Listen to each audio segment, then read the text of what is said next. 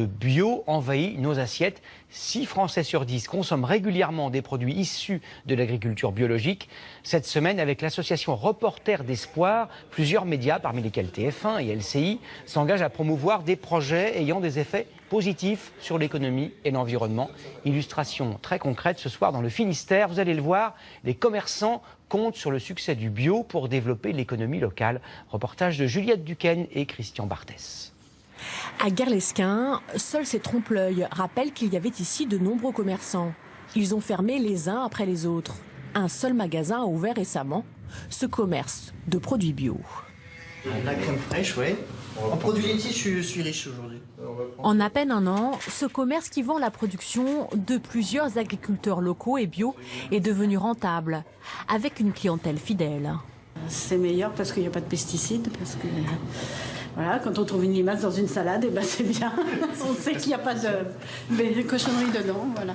C'est plus convivial que d'aller à la grande surface où on ne crache pas un sourire.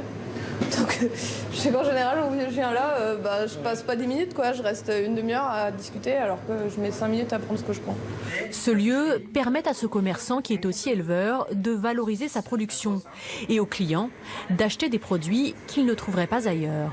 Ce type de production-là, aujourd'hui, vous ne pouvez pas le trouver en grande surface. La grande surface a besoin de volume, a besoin de producteurs qui ont déjà une certaine taille. Donc du coup, la production très qualitative et en très petite quantité, c'est compliqué pour eux. Même réussite à quelques kilomètres de là, à Plouarzel. Il n'y avait plus de bouchers avant que Benoît Cadiou décide de s'installer ici en 2013. Je n'aurais pas pensé progresser aussi vite, avoir autant de clientèle. Ça m'étonne encore des fois de me dire j'ai 4 salariés aujourd'hui et que là, dans le futur, j'espère bien en avoir plus.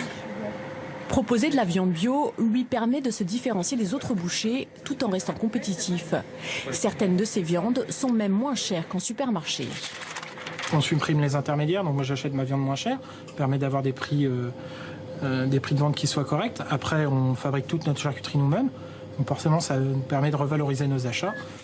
Moins d'intermédiaires, cela permet aussi à ce boucher de connaître les éleveurs comme René Bellour. Son exploitation est passée en bio en 1994. Aujourd'hui, contrairement à de nombreux éleveurs conventionnels, il vit correctement de son métier. En conventionnel, moi j'ai vécu, c'est le poker, quoi. On va au marché, on dit « Ah, il y a un mauvais marché, il y a un bon marché, quoi ». En bio, on travaille sur des grilles annuelles. On a un prix fixe. Après, on a des fluctuations qui sont des compléments en fonction de la saison et tout ça. Pour ne pas dépendre de la grande distribution, les producteurs multiplient les liens avec les artisans commerçants. Avec une demande en hausse de 10% pour les produits bio cette année, certains petits commerces pourraient renouer avec le succès.